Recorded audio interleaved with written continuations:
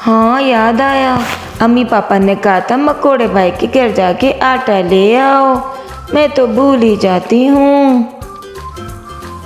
चलो आ गया मकोड़े भाई का घर, पर ये लोग कहीं नज़र तो नहीं आ रहे, लगता है कहीं गए होंगे, मैं इंतज़ार कर लेती हूँ।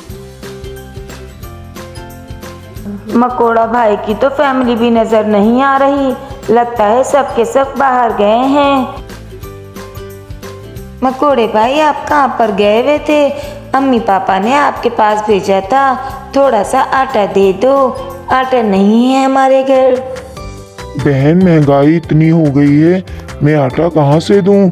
मुझे तो खुद अपने बीवी बच्चों का पेट पालना होता है।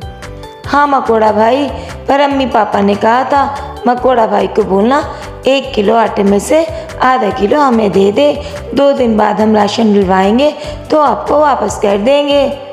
नहीं नहीं बहन, मैं तो नहीं दे सकता आटा।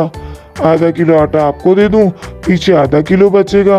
महंगाई ने वैसे ही कमर तोड़ रखी है, मैं तो नहीं दे सकता। और तो और तुम लोग लेते हो आटा तो देते नहीं भाई, माफ करना। मकोड़े भाई ऐसी बात नहीं है, अम्मी पापा ने कहा था आधा किलो आटा आप हमें दे दो, रिटर्न हम आपको 1 किलो दे देंगे।